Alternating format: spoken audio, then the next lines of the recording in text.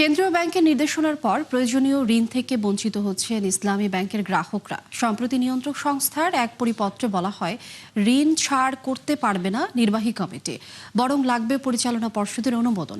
আর এমন সিদ্ধান্তের ফলে আবেদনের ৩ মাসেও ঋণের অর্থ পাচ্ছেন না আবেদনকারীরা। ফলে আটকে যাচ্ছে ব্যবসা সম্প্রসারণের পরিকল্পনা। বিস্তারিত জানাচ্ছেন আব্দুল জাহির আনাস।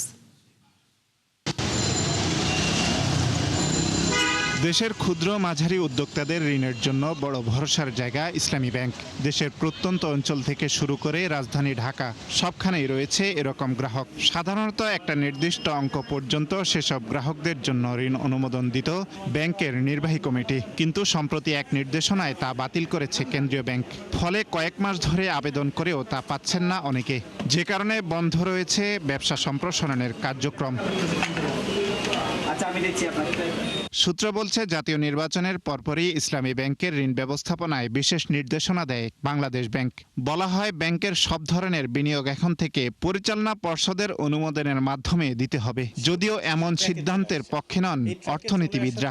একটা পজিটিভ মেসেজ ছিল যে এই ব্যাংকটাকে ডিসপোজিশন করার কারণে যে ক্ষতিটা হয়েছিল, এটা এই বর্তমান যে চেঞ্জটা হয়েছে, এটাতে একটা পজিটিভ দিক আসতেছে। সামান্য ঋণের ক্ষমতাটা সংশ্লিষ্ট ব্যক্তির উপরই রাখা উচিত, এমডি বা যেখানে দায়িত্ব যারা আছে তাদের উপরই রাখা উচিত, বা ইসি কমিটি এটাকে নিতে পারে। এটা বোর্ডের কাছে গেলে এটাতে একটা নেগেটিভ ইম্প্যাক্ট হবে। তথ্য বলছে, এর আগে ব্যাংকের নির্বাহী কমিটি ২০ কোটি টাকা পর্যন্ত বিনিয়োগ অনুমোদন দিতে পারত, যা অকার্যকর হয়েছে উক্ত নির্দেশনার মাধ্যমে। যে কারণে ছোটখাটো ঋণও এখন অনুমোদনের জন্য তুলতে হচ্ছে বোর্ড সভায়, যাতে সময় লাগছে কয়েক গুণ বেশি। এই নির্দেশনার পিছনে রাজনৈতিক কোনো কারণ আছে কিনা তা নিয়ে অবশ্য পরিষ্কার ব্যাখ্যা দিতে পারেনি কেন্দ্রীয় ব্যাংক। নতুন সরকার হয়েছে, নতুন গভর্নমেন্ট হয়েছে, কাজ চলমান থাকবে, স্বাভাবিকভাবে কিছু কাজের পরিবর্তন তো আসবে। প্রতিটা সিদ্ধান্তকে রাজনৈতিকরণ করার সুযোগ নেই, এবং নির্বাচনের পরপরই এই ধরনের সিদ্ধান্ত কেন হলো, এটা একটা স্বাভাবিক ঘটনা, এটার সাথে ওইটাকে মিলে দেখার কোনো সুযোগ নেই। বোর্ড মাসে 4 বার হওয়া সম্ভব, অতএব 1 মাসের মধ্যেই তো তা সম্ভব। এদিকে এই বিধিনিষেধ শিথিল করার জন্য ইতিমধ্যে কেন্দ্রীয় ব্যাংকের কাছে আবেদন করেছে ইসলামী ব্যাংক কর্তৃপক্ষ। এটা কারণ আমরা জানি না, হঠাৎ করে আসছে। এটা বোধহয় আবার এইভাবে এটা রিভিউ করা হবে। রিভিউ না করলে চলে নাকি? আমাদের হাজার হাজার প্রপোজাল, আমরা আবার অ্যাপ্রোচ করেছি, এটা হয়তো রিভিউ হবে আশা করা যায়। উদ্যোক্তারা বলছেন, এ ব্যাপারে দ্রুত সিদ্ধান্ত না হলে নেতিবাচক প্রভাব পড়তে পারে গ্রামীণ অর্থনীতিতেও। আব্দুল জাহির আনাস, ৭১, ঢাকা। দেশে সঠিকভাবে যাকাত আদায় করা গেলে বছরে প্রায় ১ লাখ কোটি টাকা সংগ্রহ করা সম্ভব, যা বড় ভূমিকা রাখতে পারে সমাজের বৈষম্য কমাতে। বিশেষজ্ঞরা বলছেন, কেবল যাকাতের সুষ্ঠু বন্টন নিশ্চিত করতে পারলে গড়ে উঠবে সমৃদ্ধ অর্থনীতি, তৈরি হবে কর্মসংস্থানও। তবে দুর্নীতি, জবাবদিহিতার অভাব ও সমন্বয়হীনতার কারণে এই সম্ভাবনা পুরোপুরি কাজে লাগানো যাচ্ছে না বলে মত তাদের। মেজবা হাসানের রিপোর্ট। রাজধানীর কড়াইল বস্তির এই সড়কে অন্যের ভ্যানে কুড়ানো সবজি বিক্রি করে চলে 2 সন্তান সহ রাবেয়া বশিরের সংসার। আয় এতটাই কম যে দিন পার করতে হয় ধার দেনায় ভর করে। এই দম্পতির মতো দেশের একটি বড় অংশ রয়েছে দরিদ্র সীমার নিচে। উচ্চ মূল্যস্ফীতি ও জীবনযাত্রার চড়া ব্যয় তাদেরকে ফেলেছে আরও বিপদে। অথচ একই সময় দেশে বেড়েছে সম্পদশালীর সংখ্যাও। কারণ বাংলাদেশ ব্যাংকের তথ্য বলছে, এই বছরে নতুন কোটিপতি হয়েছেন প্রায় 12,000। এমনকি বিবিএস এর তথ্য অনুযায়ী দেশের 41% সম্পদ দখল করে আছেন মাত্র 10% মানুষ। অথচ এর বিপরীতে যাকাত আদায়ের হার নামমাত্র। the people who are in need, অর্থাৎ যারা গরিব অসহায়, তাদেরকে সেটা ফিরিয়ে দিতে হবে মর্যাদার সাথে। সুতরাং সমাজের আর্থিক সচ্ছলতা ফিরিয়ে আনার জন্য যাকাত একটা বড় ধরনের ইফেক্টিভ হাতিয়ার হিসেবে ব্যবহার করা যেতে পারে। গবেষণা বলছে, দেশের 8টি খাত থেকে ঠিকমতো সংগ্রহ করা গেলে বছরে যাকাত আদায় সম্ভব অন্তত 1 লাখ কোটি। এর মধ্যে সবচেয়ে বেশি আসতে পারে সেবা খাত থেকে, যা মোট আদায়ের প্রায় 3 ভাগের 1 ভাগ। এছাড়া ব্যাংক আমানত ও কৃষি থেকেও আসতে পারে আরও 40%। রয়েছে শিল্প উৎপাদন, শেয়ার ও বন্ড, প্রভিডেন্ট ফান্ডও। গবেষকরা বলছেন তথ্যের অভাব, ধর্মীয় আইন বিধিমালার সমন্বয়হীনতা ও সাধারণ মানুষের অনাস্থার কারণেই নষ্ট হচ্ছে এ খাতের সম্ভাবনা। ধর্মীয়ভাবে এটা কিন্তু বাধ্যতামূলক, এটা কোনো স্বেচ্ছামূলক কোনো বিষয় নয়। সুতরাং সরকার যেমন ইনকাম ট্যাক্স এবং অন্যান্য ট্যাক্স বাধ্যতামূলকভাবে আদায় করে, জাকাতও ঠিক তেমনিভাবে বাধ্যতামূলকভাবে আদায় হওয়া উচিত। যেমন বাংলাদেশ ব্যাংক, ডিফারেন্ট ব্যাংকস, তারপর ব্যুরো অফ স্ট্যাটিস্টিক্সের তথ্যগুলো নিয়ে প্রতি বছর অন্তত 1 লক্ষ কোটি টাকা জাকাত আদায় করা সম্ভব। রাষ্ট্রীয়ভাবে জাকাত আদায় ও সুষ্ঠু ব্যবস্থাপনা পুরো দেশের জন্য সমৃদ্ধি ও নতুন সুযোগের পথ খুলে দেবে বলে মনে করছেন বিশেষজ্ঞরা। আমরা যদি এটাকে আনুষ্ঠানিকভাবে সিস্টেম্যাটিক্যালি করতে পারি, একদিকে মানুষকে কর্মসংস্থান এবং আত্মকর্মসংস্থান, তার মাধ্যমে তাদেরকে টেকসইভাবে তাদেরকে স্বয়ংসম্পূর্ণ এবং স্বনির্ভর করে দেওয়া যাবে।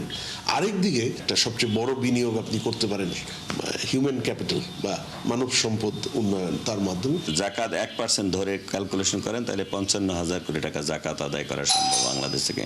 এটা যদি আপনি 2% রেটে ধরেন তাহলে প্রায় 1 লক্ষ কোটি টাকা জাকাত আদায় করা সম্ভব। আর যদি 3% রেটে যদি আপনি ক্যালকুলেশন করেন জিডিপি, তাহলে 1,60,000 কোটি টাকা জাকাত আদায় করা সম্ভব। 2026 সালের জন্য জাকাত ফরজ হওয়া ন্যূনতম সম্পদের পরিমাণ রূপার মানদণ্ডে প্রায় 2,30,000।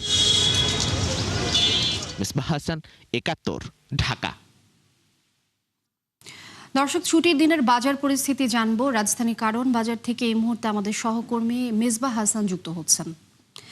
মিসবাহ হাসান, আজকের ছুটির দিনের বাজার পরিস্থিতি একটু জানতে চাই আপনার কাছ থেকে।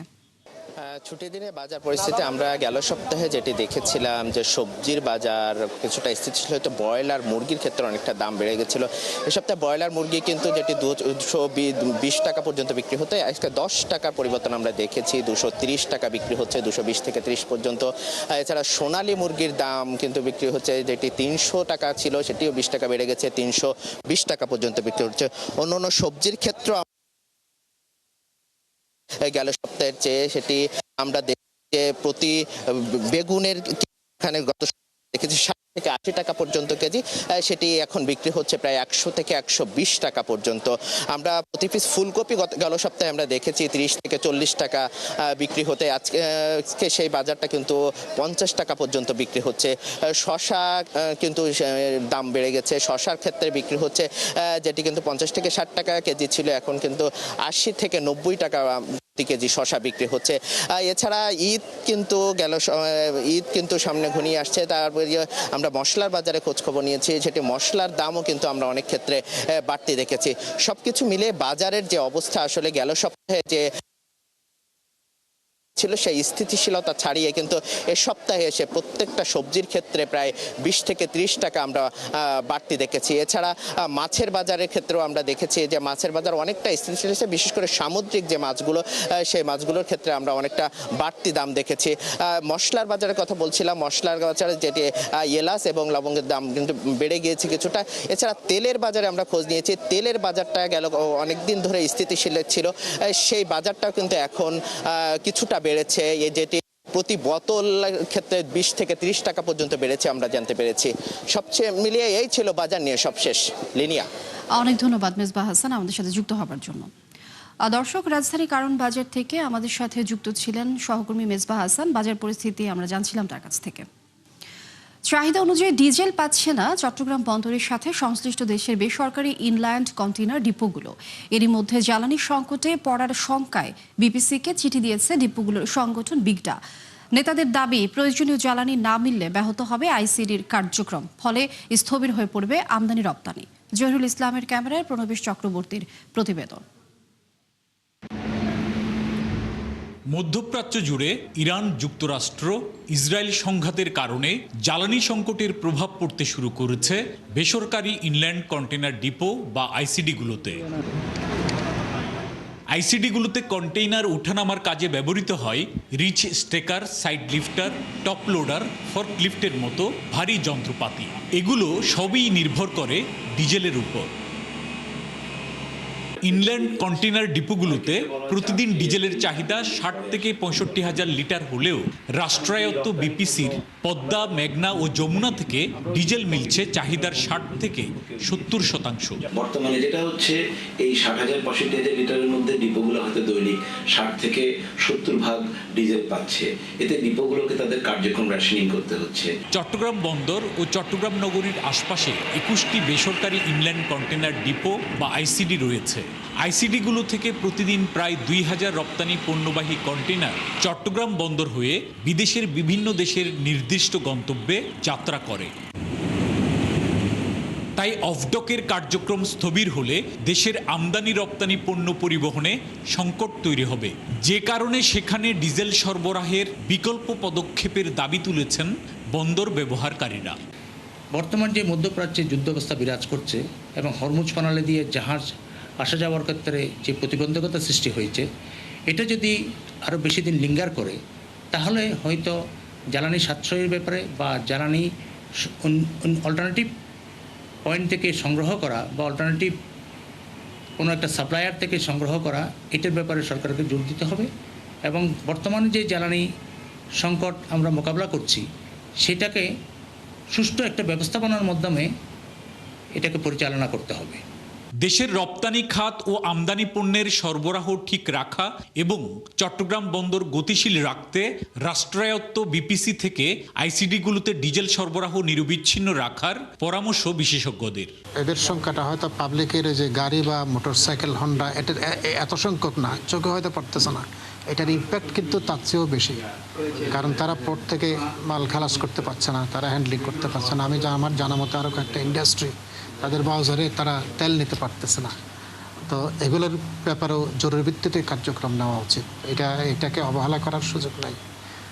আগে তো হয়তো তারা ডিপো থেকে তেল নিত, দরকার হলে স্পেশালাইজড কিছু পেট্রোল পাম্পকে তারা এই ব্যাপারে আলাদা করে দিল, যে তাদের কাজে হবে শুধু এই যে যারা ইন্ডাস্ট্রিয়াল যারা আছে, অপারেটর যারা আছে তাদেরকে এবং বিভিন্ন ইন্ডাস্ট্রির পাউসার টাচার এগুলোকে যাতে তারা তেল সাপ্লাই দেয় আর কি, ডেডিকেটেড কয়েকটা পাম্প করে দিতে পারে। বেসরকারি আইসিডিগুলো রপ্তানি পণ্যের প্রায় 100% এবং আমদানি পণ্যের প্রায় 25% হ্যান্ডেল করে। প্রণবেশ চক্রবর্তী, 71, চট্টগ্রাম। এবার ভরিতে 2,683 টাকা কমল স্বর্ণের দাম। ফলে আজ থেকে 22 ক্যারেটের প্রতি ভরি 2,62,265 টাকা। বাংলাদেশ জুয়েলার্স সমিতি বাজুস এক বিজ্ঞপ্তিতে এই তথ্য জানায়।